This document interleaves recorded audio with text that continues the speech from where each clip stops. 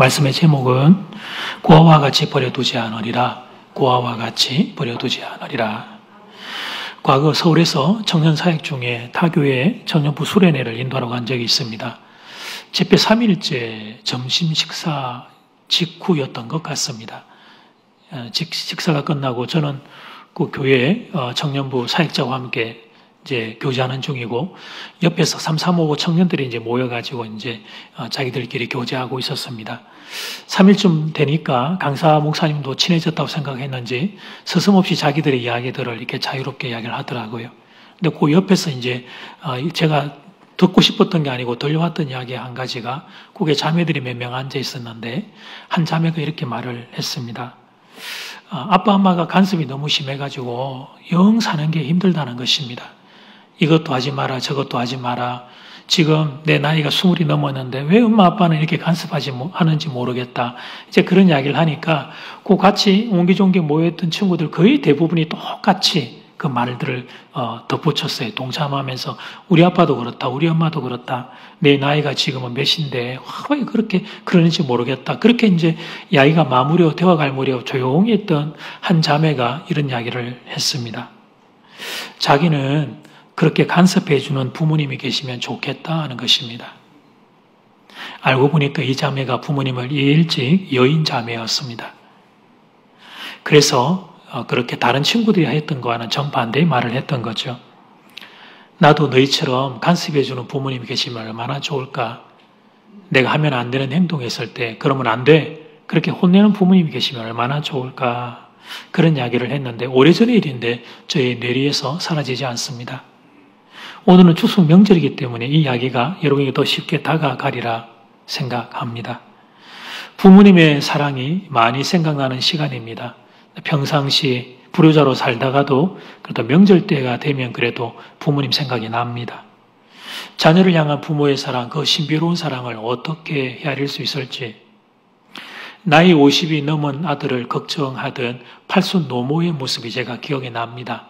차 조심하라고 건강 조심해야 된다. 음식 잘 가려 먹어야 한다. 제가 보기에는 팔순 노모가 건강이 더 안 좋으신데 더 건강한 그 아들을 향해서 건강을 챙기시던 그런 모습이 기억이 납니다. 그리고 오늘 본문을 보면 그런 우리 예수님의 모습이 또 그렇구나 하는 걸 알게 돼요. 제자들을 향한 주님의 모습은 마치 그런 부모의 마음인 것을 여러분 우리는 알게 됩니다. 그래서 오늘 본문의 첫 번째가 이런 주제예요. 고아와 같이 버려두지 않으리라. 고아와 같이 버려두지 않으리라. 예수님이 고별 설교 중이십니다. 십자가를 지신 전에 제자들에게 마지막 설교를 하시는 중이에요. 그래서 주님의 마음은 사실 온통 십자가에 달려있죠. 이 십자가를 어떻게 감당해야 할 것인지. 그게 너무 큰 주제이기 때문에 사실 다른 거는 안중에 들어올 수 없다고 봐야 될 대목인데 그런데 그 가운데 마음 한켠에 마음 걸리는 일이 있었어요. 그건 남겨지게 될 제자들이었습니다. 이 철없는 녀석들을 어떻게 하면 좋을지 마음이 영 놓이지를 않습니다. 착하긴 한데 이놈들이.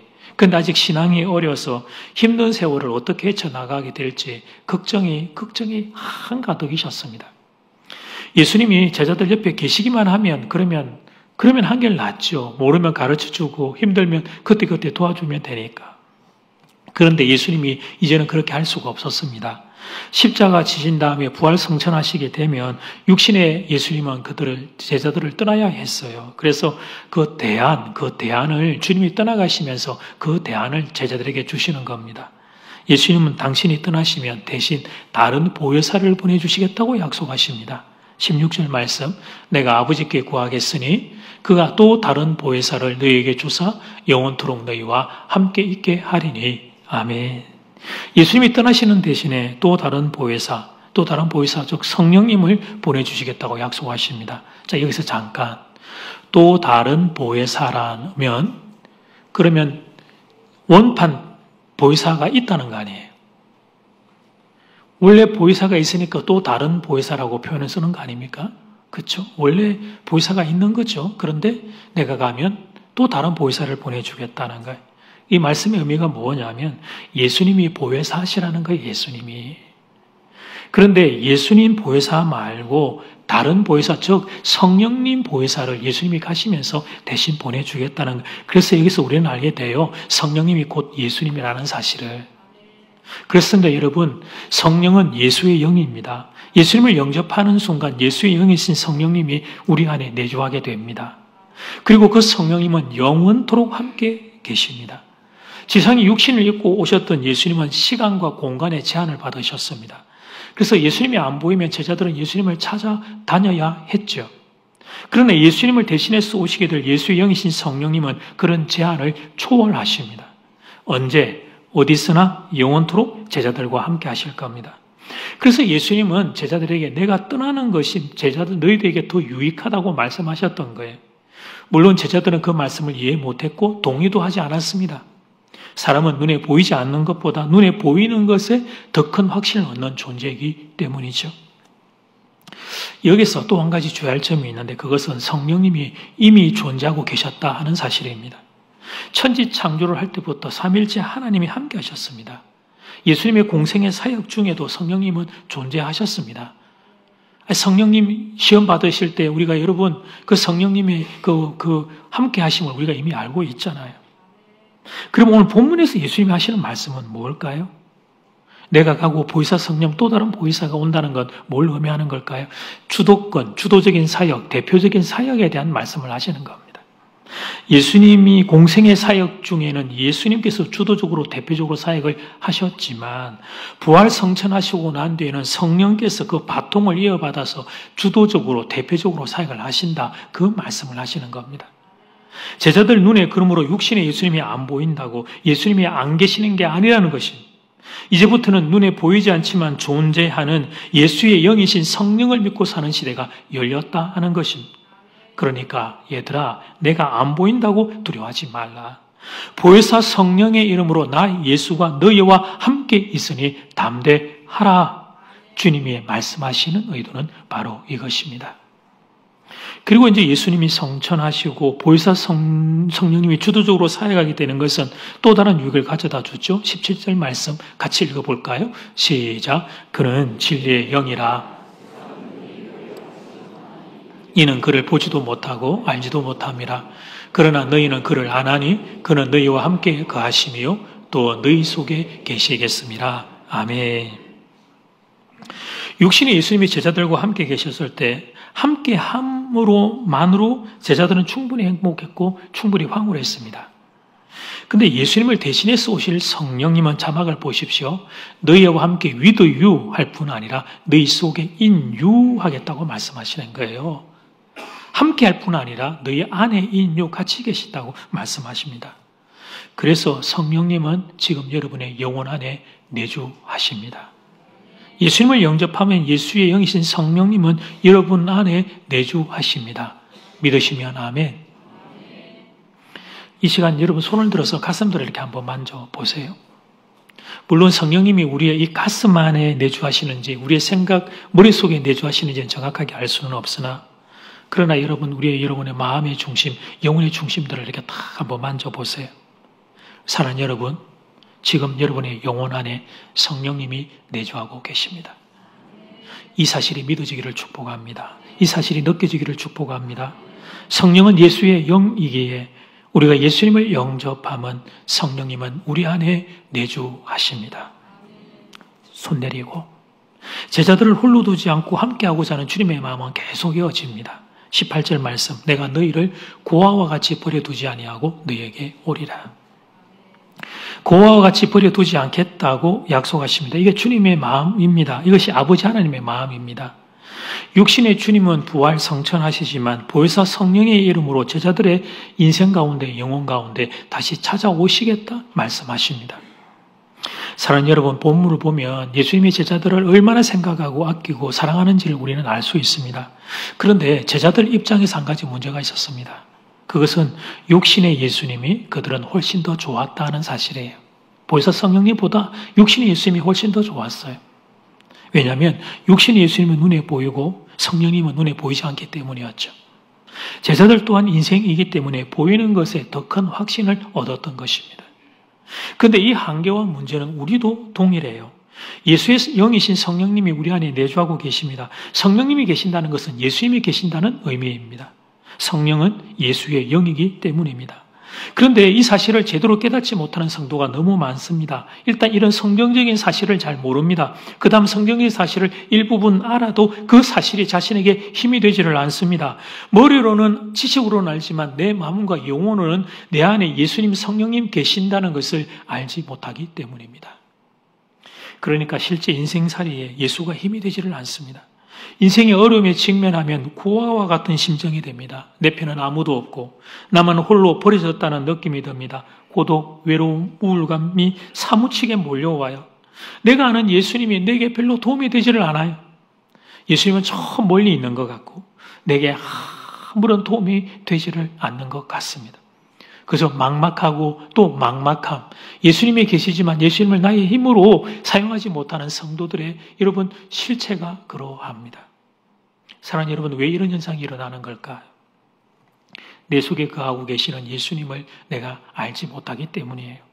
예수님을 입술로 예수님이라고 고백하지만 아직 내 안에 계시는 예수님의 실체를 잘 모르는 것입니다. 그래서 예수님이 내 인생에 힘이 되지를 않습니다. 멀리 계시지 않고 여기 바로 여기 지금 내 영혼 안에 예수님이 계시지만 그 예수님이 내게 힘이 되지를 않습니다. 그렇게 안타깝게 많은 성도들의 인생이 지나가는 중입니다. 고 오카는 목사님 책에서 본 이야기입니다. 한 유대인 청년이 에클레이 목사님에게 질문을 했습니다. 목사님은 왜 자꾸 나한테 예수 믿으라고 그렇게 강조하십니까? 십자가에서 처형당한 예수를, 처형당한 예수를 내가 왜 믿어야 한다는 말입니까? 이미 죽었는데. 그때 에클레이 목사님이 그 청년에게 이렇게 대답을 하셨어요. 맞습니다. 예수님은 십자가에서 처형당하셨습니다. 그러나 그분은 부활하시고 성천하시고 지금도 살아 계십니다. 살아 계셔서 더군다나 그분은 지금 내 마음에 계십니다. 나는 그분을 의지하며 오늘도 살아가고 있습니다. 예수님이 지금 내 안에 계시는데 형제는 예수님이 보이지 않는지요? 집으로 돌아온 에클레이 목사님은 그 유대인 청년과 만나서 나누었던 그 대화의 내용의 그 사건이 곱씹으면 곱씹을수록 그게 너무 은혜고 너무 감동이 된 거예요. 내 안에 첫 번째 예수님 계신다는 사실, 두 번째 내 안에 예수님 계신다는 사실이 믿어진다는 사건. 이 두 가지가 너무 감동이 되었던 거예요. 이분은 그걸 누리고 계셨기 때문에 내 안에 예수님이 계시는 거 아는 거 이게 특별한 일이 아니라고 생각했다가 유대인 청년과의 대화를 통해 이게 얼마나 특별한 은혜라고 하는 걸 그분이 알게 되었던 거예요. 그래서 그 감동을 가지고 찬송가 한 장을 쓰십니다. 찬송가 162장 부활하신 구세주. 1절 가사만 좀 제가 읽어볼까요? 부활하신 구세주 나 항상 섬기네. 온 세상 조롱해도 주 정령 사셨네. 그 은혜로운 손길 부드러운 음성 주 예수 나와 함께 늘 계시네. 예수 늘 살아계셔서 주 동행하여 주시며 늘 말씀하시네. 예수 내 구세주 예수 내 마음에 살아계시네. 늘 살아계시네. 사랑하는 여러분, 에클레이 목사님의 고백이 여러분의 고백되기를 바랍니다. 내 안에 예수의 영이신 성령님이 계십니다. 그 사실이 믿어지기를 바랍니다. 그 사실이 느껴지기를 바랍니다. 그 사실이 힘이 되기를 바랍니다. 예수님과 동행하는 길이 활짝 열리시기를 주의 이름으로 축복합니다. 두 번째, 성령님을 사모해야 합니다. 이건 같이 한번 외쳐볼까요? 시작. 성령님을. 초대교회 성도들은 지금 우리가 들고 있는 이렇게 멋지게 제본된 성경책을 그분들은 가지지 못했습니다. 구약만 그런 것이 아니라 신약 성경도 제대로 된 것을 가지질 못했습니다. 대부분의 쪽복음의 형태였습니다. 쪽복음. 양빛이 서거나 여러분 그것을 쪽복음의 형태로 그게 교회로 이렇게 돌아다니고 있었죠. 그러니까 우리처럼 입체적으로 종합적으로 복음서와 서신서를 통해 예수 그리스도의 사역과 그분의 오심의 의미를 제대로 깨닫는 일들이 우리만큼 활짝 열리지 않았어요.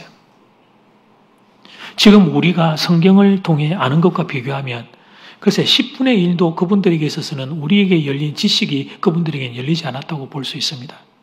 그런데 그럼에도 불구하고 그분들은 능력 있고 풍성함을 살았습니다. 그 비결은 무엇일까? 알기는 우리가 더 많이 아는 것 같은데 왜 그분들은 우리보다 더 강력하고 담대한 인생을 살았을까? 그분들은 들었던 예수님, 또 한계가 있이 쪽복음으로만 보았던 예수님이지만 그 성경을 보았던 그 예수가 지금 내 안에 살아있다는 걸 그분들은 알았기 때문입니다. 성령께서 나와 동행하고 있다는 것을 알았어요. 그래서 그분들의 삶에는 힘이 있었고 담대함이 있었습니다. 예수가 함께 계시고 성령이 나와 함께 계시기 때문이었습니다. 그분들 안에 계시는 예수님이 그들을 강하게 붙잡고 있었기 때문에 아무도 그들을 무너뜨릴 수 없었습니다. 로마의 박해도 그들을 무너뜨리지 못했습니다. 원정 경기장의 맹수도 그분들을 무너뜨리지 못했습니다. 불이 활활 타오르는 십자가의 사형틀도 그들을 무너뜨릴 수 없었습니다. 보시는 사진이 초대교회 성도님들의 순교의 사진입니다. 저 상황에서도 저분들은 찬송을 부르며 마지막을 맞이하셨습니다. 그래서 초대교회 성도들은 이런 별명을 얻었어요. 세상에 감당할 수 없는 사람들. 그게 초대교회 성도들의 별명이었습니다. 그런데 그 비결이 뭐라고요? 그렇습니다. 지금 내 안에 예수님이 계심을 알았기 때문입니다. 성령의 내주가 신학 명제 정도가 아니라 그분들의 호흡이었고 그분들의 숨결이었습니다. 결국 로마 제국도 그분들의 용기에 무릎을 꿇었습니다. 대제국 로마가 300년에 제한되어 초대교회 성도들 앞에 무릎을 꿇었습니다. 사랑하는 교우들이여, 이런 일이 여러분에게도 일어나기를 소원합니다. 내 안에 계시는 예수님, 내 안에 계시는 성령님, 이분을 나의 힘으로 붙잡는 일들이 일어나기를 바랍니다. 확신이 되기를 바라고, 능력이 되기를 바라고, 체험이 되기를 바라고, 여러분의 전 인격으로 받아 누리기를 주의 이름으로 축복합니다. 그러면 어떻게 해야 이 일이 가능한가? 어떻게 해야 내 안에 계시는 성령님을 우리는 확신하고 느끼고 나의 전 인격으로 깨닫고 나의 힘으로 그렇게 소유할 수 있는가? 답을 먼저 말씀드립니다. 그것은 사랑하는 교우 여러분, 성령님을 간절히 사모하셔야 합니다. 내 안에 계시는 예수님 알기를 간절히 원하셔야 합니다. 그럴 때 우리는 예수님과의 동행이라는 길이 열게 됩니다. 잊지 마십시오. 예수님과 우리의 관계는 인격적인 관계라는 사실을. 예수님은 특별한 경우가 아니면 억지로 하지 않습니다. 내가 예수님을 원하지 않는데 예수님과의 동행 열리지 않습니다. 내가 성령님을 거부하는데 성령님의 임재 알 수 없습니다. 물론 기독교 신앙은 하나님에게서부터 출발합니다. 하나님의 선택, 하나님의 은혜가 우리들의 신앙의 출발입니다. 사람이 하나님을 찾기 전에 하나님이 먼저 사람을 찾으셨습니다. 그래서 우리의 신앙이 시작이 되었습니다. 이것은 틀림없는 일입니다. 그러나 찾아오신 하나님에게 반응하는 것은 오롯이 우리의 몫이 되어야 합니다. 성경에는 이 비밀을 보여주는 말씀이 너무 많아요. 하나님을 갈망했던 신앙의 참 귀한 거장들의 말씀들의 묵상들을 우리에게 많이 보여주는데 그 중에 하나가 시편 42편 1절 2절 말씀. 여러분의 말씀이 되기를 원하는 마음으로 같이 한번 읽어볼까요? 시작. 하나님이여 사슴이 시냇물을 찾기에 갈급한 같이 갈급하니이다. 내 영혼이 하나님 곧 살아계시는 하나님을 갈망하나니 내가 어느 때에 나아가서 하나님의 얼굴을 배울까? 아멘. 이 시인은 하나님을 향한 깊은 갈망을 가진 사람이었습니다. 현대의 사람들, 우리의 세상의 사람들은 세상에 좋은 것들이 너무 많아서 그것 보느라고 하나님을 찾는 것을 잊어버렸습니다. 가장 대표적인 게 우리가 다 가지고 있는 거, 스마트폰. 스마트폰이 좋아요? 하나님이 좋아요? 스마트폰은 KTX 예약이 되잖아요. 뭐 스마트폰 하나만 이야기했지만 그 외에도 이 세상에 좋은 게 얼마나 많은지 이제는 그죠. 하나님을 굳이 찾지 않아도 되는 것처럼 그런 세상 가운데 삽니다. 그런데 성도는 심지어 여러분 교회 안에서조차 하나님을 잘 찾지를 않습니다. 우리는 하나님은 인격이시고 그러기에 함께 교제할 수 있는 분이라는 사실을 너무 많이 잊어버렸습니다. 한 사람이 또 다른 한 사람을 안다는 것은 한 번의 만남으로 완성되지 않습니다. 사랑의 오랜 교제를 지난 후에야 우리는 또 다른 한 사람을 알게 됩니다.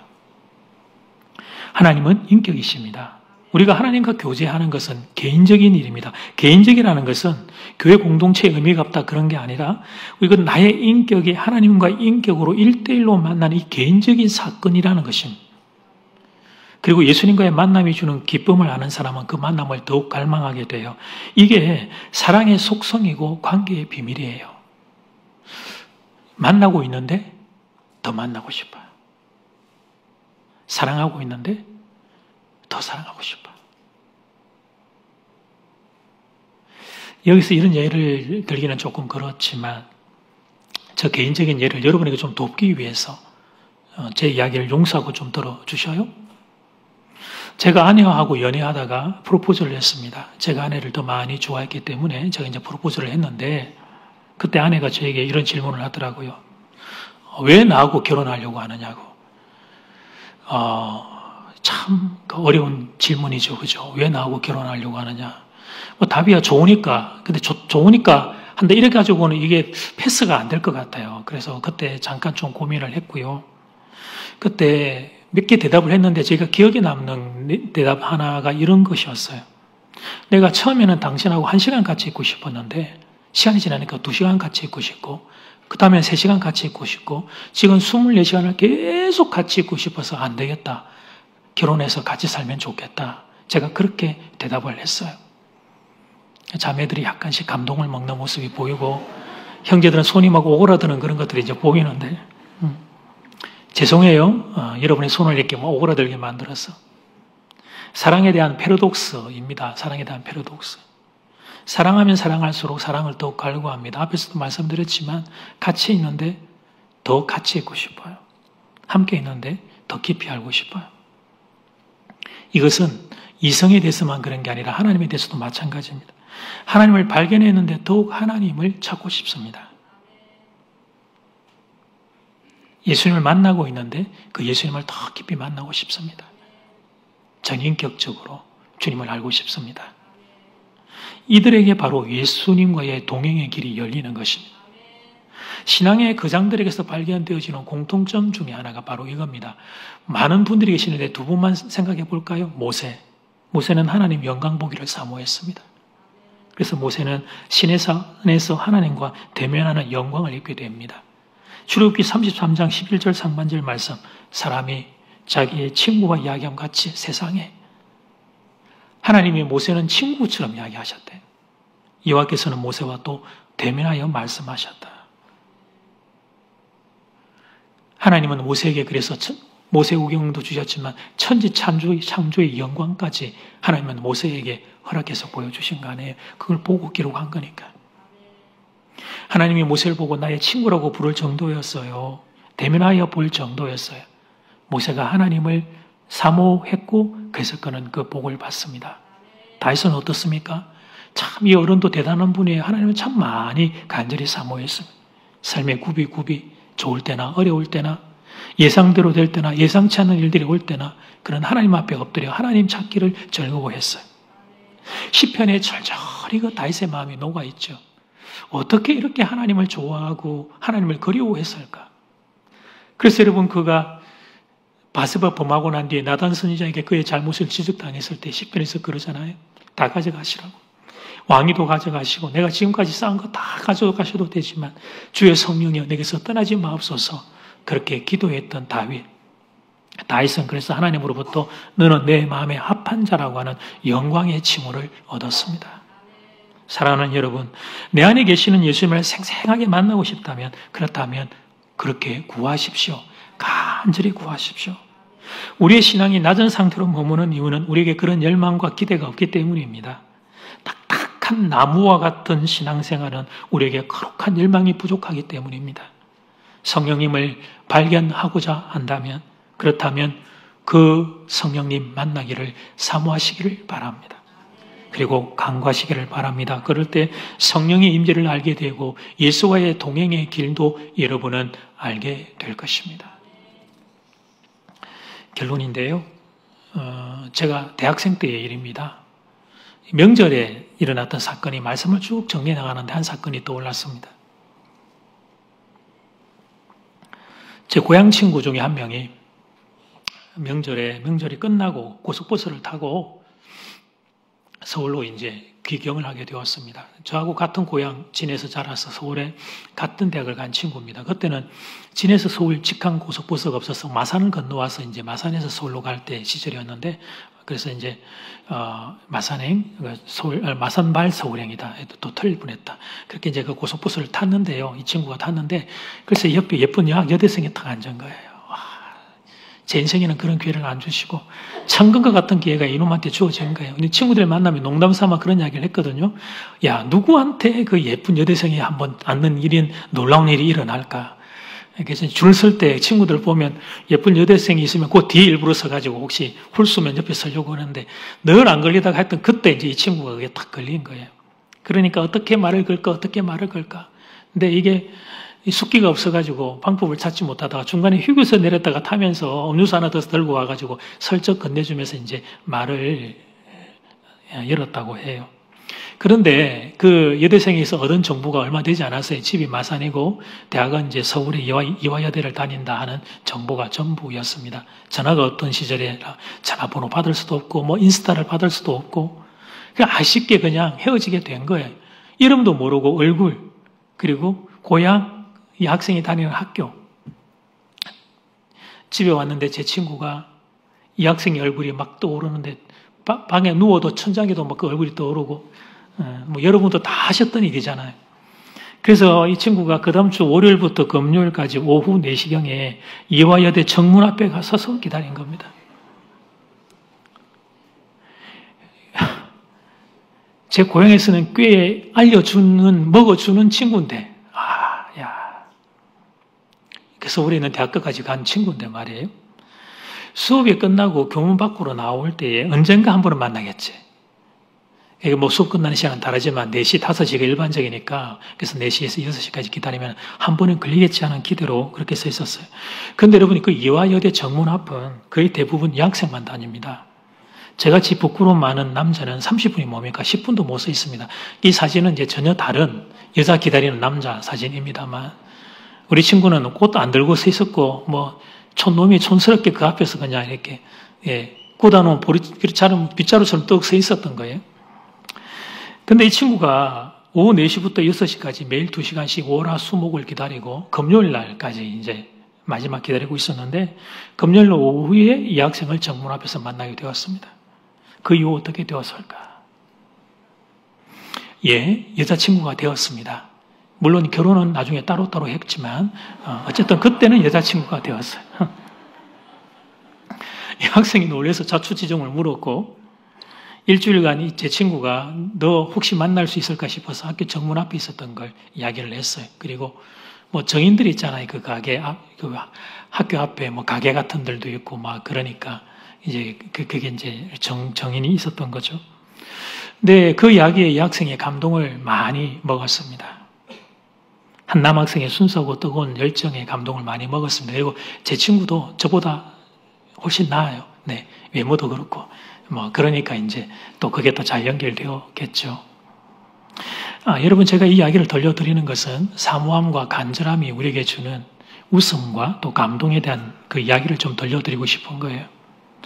만약에 우리가 예수님을 이 정도로 사모하면 어떤 일이 일어날까?